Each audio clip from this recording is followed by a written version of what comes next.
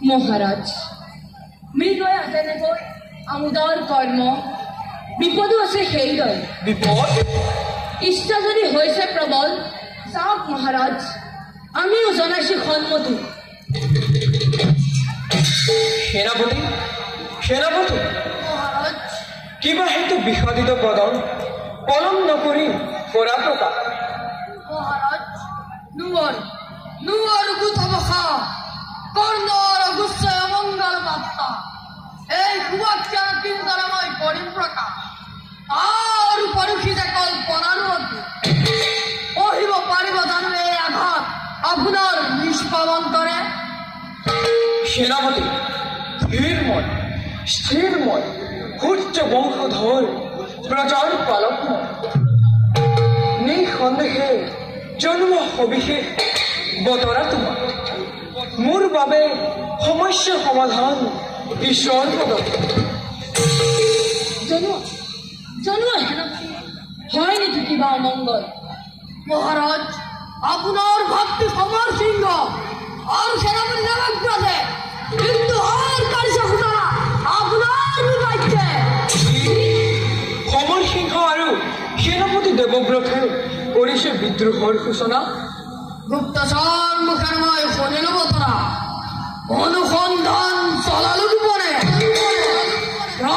তথ্য প্ৰমাণ পালো তাৰ পত্নীৰ পৰিচয়ত পৰিতম ভাতৃ ৰাজদ্ৰোহ কৰিছে সূচনা মন্ত্ৰীবৰ আপোনাৰ কন্যাই মহাৰাজ কঠোৰ বিচাৰ কৰক সিহঁতৰ কন্যা বুলি জামাতা বুলি নকৰ ক্ষমা ৰাজদ্ৰোহীৰ নয় পৰিত্ৰাণ কিন্তু সেনাপতি এই বিদ্ৰোহৰ উদ্দেশ্য কি ৰাজ্যৰ কাৰণে মহাৰাজ ৰাজ্যৰ কাৰণে ৰাজ্যৰ কাৰণে অত অপদাৰ্থৰ সৰগৰ পাৰিজাতৰ মধুপানৰ ইচ্ছা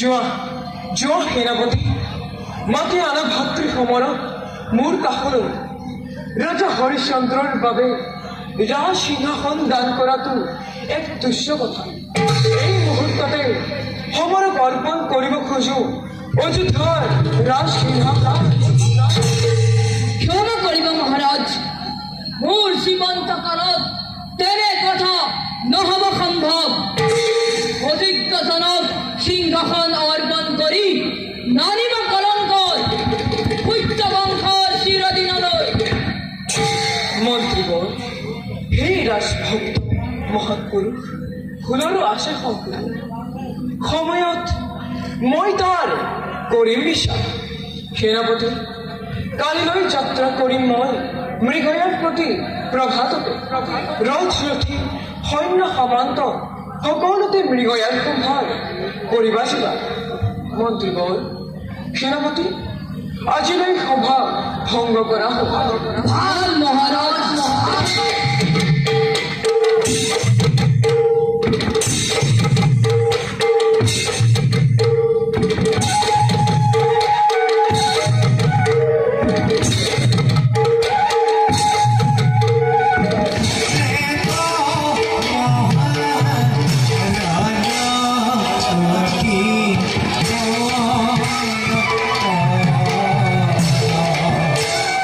Oh,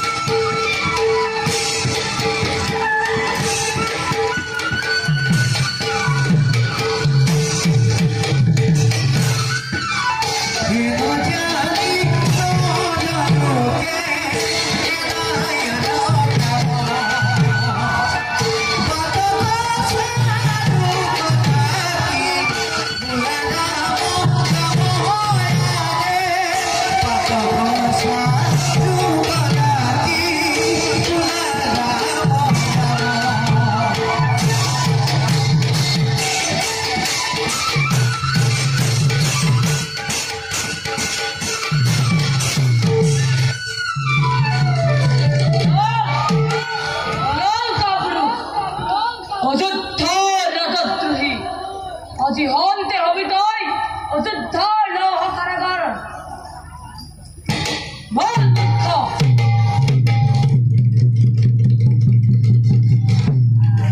তপস্যার এই মূল্য উপযুক্ত স্থান যা ভূগত বৃক্ষর তলে প্রতিহ সাধনা ও তার আগে আছে এটি কর্তব্য বিধি মহাবিদ্যা সাধনার ইন্দ্র রামরাজ্যের করা অস্থির প্ররোচনার বহিষ্কৃত রম্ভা তিলোত্তমা আরুর পাখি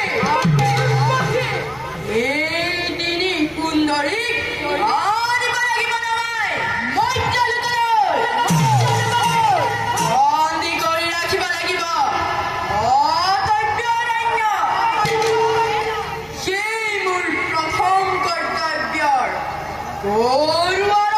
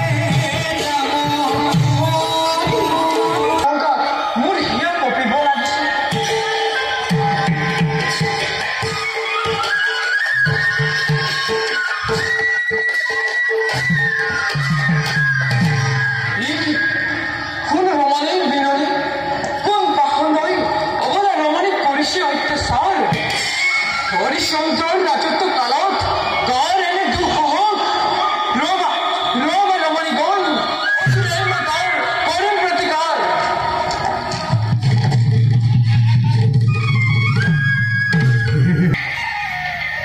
মহারাজ স্বর্ণোদ্ধরী কাকুতি করছে গহীন কাননে উদূর বিশ্বামিত্র হীরা বলো মহারাজ ঘুরে যাও রাজপ্রাসাদে।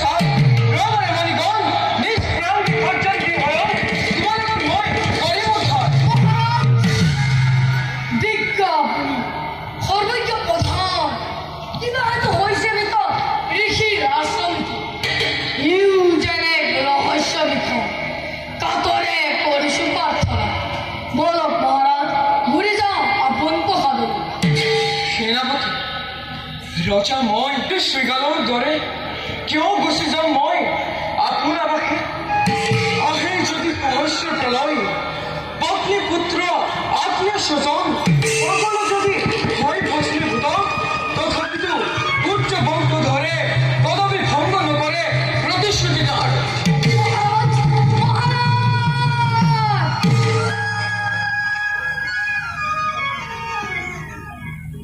নাজানো কি ঘটে ৰজাৰ কপালে উদূৰত বিশ্বামিত্ৰৰ ঋষিৰ আশ্ৰম হে দয়াময় ৰক্ষা কৰা মহাৰাজক নিমন্ত্ৰণ নৱৰাজকীয় যজ্ঞলৈ ঋষিও আছে অভাংগিত হে প্ৰভু হ'ব তুমি সহায় বিপদকালত মহাৰাজ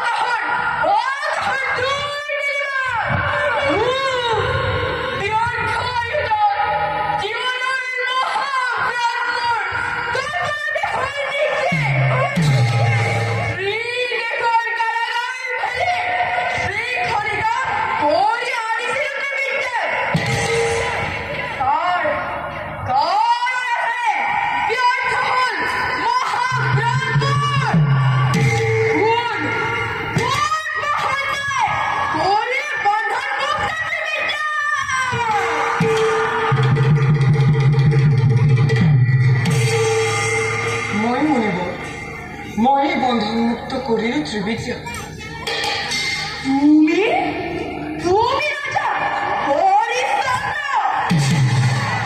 মুনিব ক্ষমা কৰক অধমৰ শত অপৰাধ বিপন্ন নাৰীয়ে শকতৰে মানিছিল কৰোণা আমাৰ মুনিব ৰজা মই সেহেতু বন্দিনীৰ বন্ধন মই কৰিলো মোচন বিপন্ন উদ্ধাৰৰ বাবে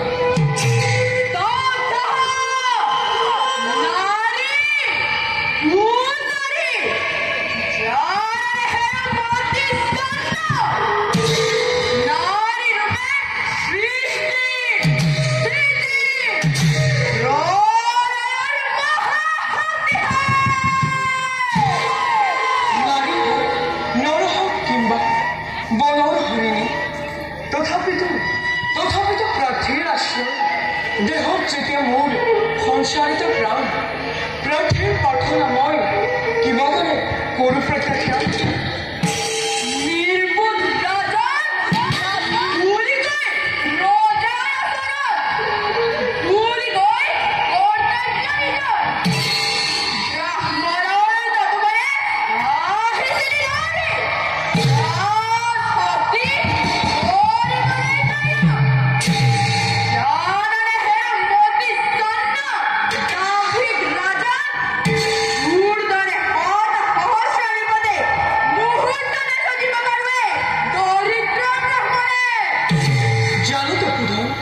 জানো তথাপিতো মুনিব প্ৰাৰ্থীৰ প্ৰাৰ্থনা পূৰণে বাজে যদি মোৰ মৰণৰ ঘেৰি সেই মৃত্যু মোৰ বাবে স্বৰূপ ত্যাগ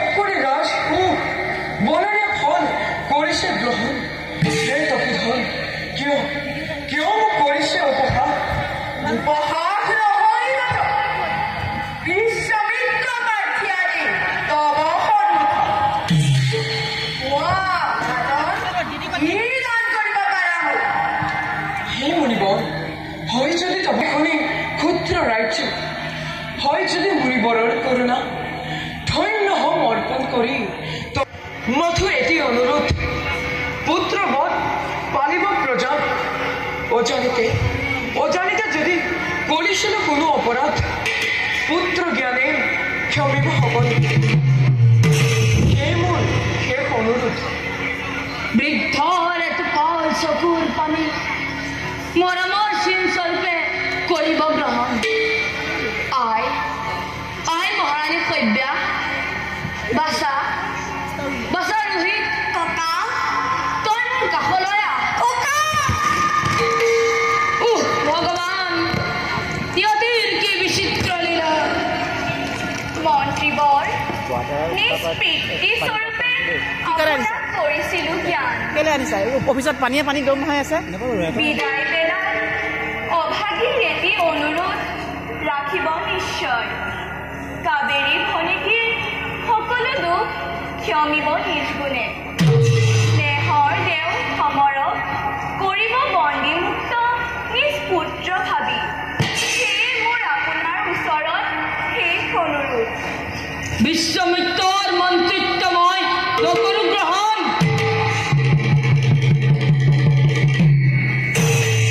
হৰিশ্চন্দ্ৰ মই এতিয়াও পুত্ৰপাতি সম্বন্ধে ইয়াৰ কাৰণে হেল্ল' তপস্বী বিশ্বমিত্ৰ ৰাজ্যৰ লোভত কিয় তই তোৰ তপস্যা সাধনা কৰিবি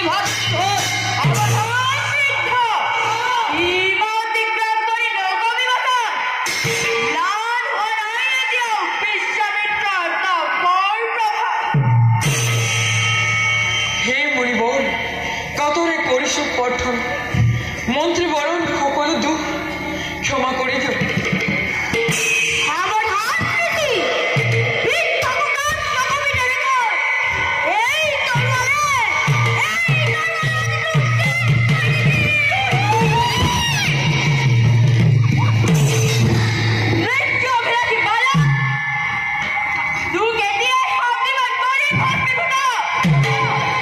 মুনিবৰ নিজ পুত্ৰক অজ্ঞান বালক বুলি মাৰ্জনা কৰক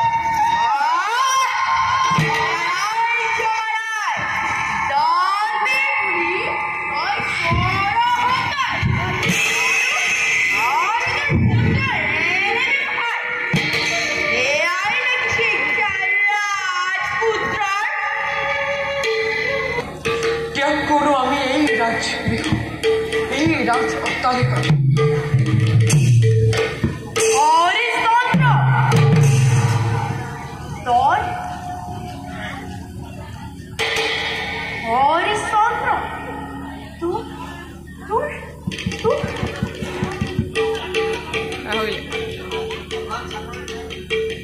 ইমান চাতুৰি নাই কৰি তই ৰাণীৰ গাত ৰাজলংকাৰ আৰু পুত্ৰৰ গাত ৰাজবলন তাকেই তই বিক্ৰী কৰি সময়ত দক্ষিণা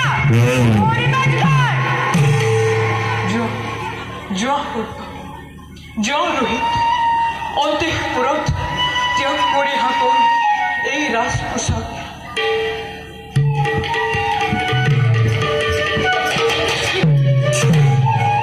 মুনিবৰ ক্ষমা কৰক অপৰাধ মোৰ লুপ্ত হৈছে আজি মোৰ হিতাহিত জ্ঞান মহাৰাজ বিদায় বেলাত জানাইছো মিনতি যথা ধৰ্ম আপনাৰ থাকক অক্ষুণ্ণ হয় এই প্ৰাৰ্থনাৰে কাশীধামে কৰক গমন হৰিশ্চন্দ্ৰ তুমি মোক দিয়া শাস্ত্ৰৰ জ্ঞান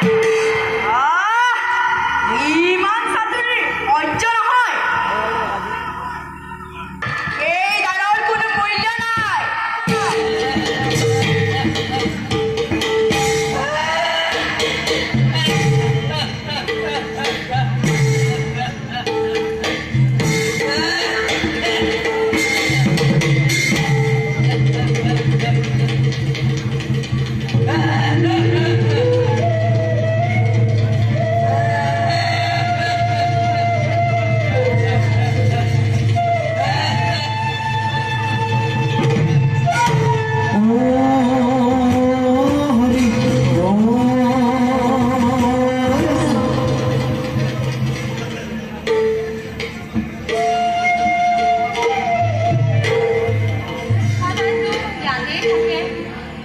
মানুহজনে কলৈ গ'ল?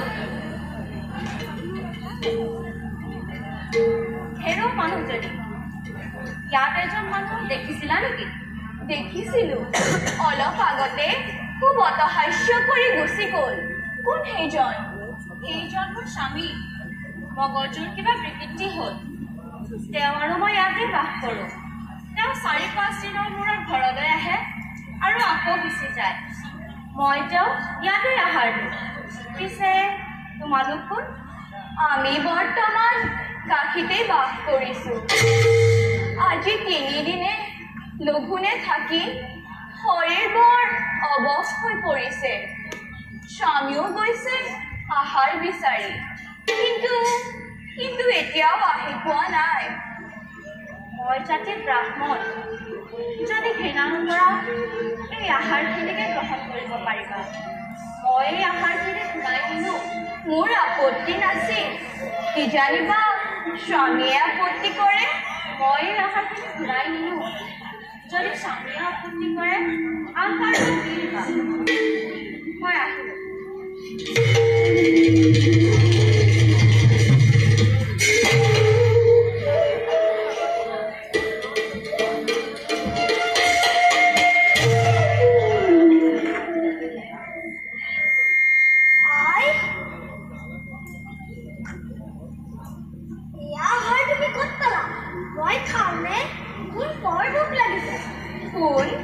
তোমাৰ পিতাৰাওতো লঘোণে আছে। পিতাৰা আহক, আমি একেলগে খাম।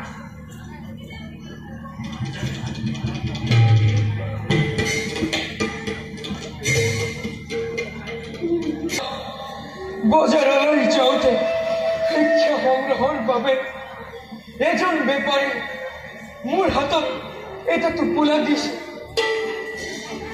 টোপোলাত দেখা পালো 3 কোটি স্বৰ্ণ মুদ্ৰা। মই আচৰিত হলো। সভ্যা মানুহজন কৰবাত দেখা যায়। মোৰ ভয়। তেনেতে এজন বেপাৰীয়ে চোৰ চোৰ বুলি চিঞৰাত বহুতো জনতাই বেহিলৈ মোক কৰিলে প্ৰহাৰ। মিছা অপবাদত এনে শাস্তি ভোগ কৰাতকৈ মৃত্যু হৈছে অসহ্য। সভ্যা অসহ্য। দাম্ভিক মুনি, যদি তুমি পুনৰ ভাতৃক ঘূৰাই আনি এই অযোধ্যা ৰাজসিংহাসনত অধিষ্ঠিত কৰিব পাৰা, তেতিয়া তোমাক মুক্তি দিম। নতো পচিব লাগিব লৌহ পিঞ্জৰত। কম বিচাৰ কৰিছে সময়। মন্ত্ৰীবৰ, মোৰ ভুলৰ বাবে ৰজা হৰিচন্দ্ৰই কাশী ধামত কৰিছে নিবাস। ৰাণী সভ্যেও কাশীৰ বৃত্তি কৰিছে গ্ৰহণ। বৌলা সময়, বৌলা মন্ত্ৰী, সমদলে গৈ ৰজাক আমি ঘূৰাই আনোগৈ। ওলোৱা সময়, ঘূৰাই আনোগৈ মহামান্য ৰজা কাশী ধামলৈ গৈ। সেনাপতি, তুমি আমি নহা পৰ্যন্ত ৰাজ্যৰ নিৰাপত্তা ৰিপুঞ্জয়ৰ সৈতে মিলি পাৰিবা ভালদৰে।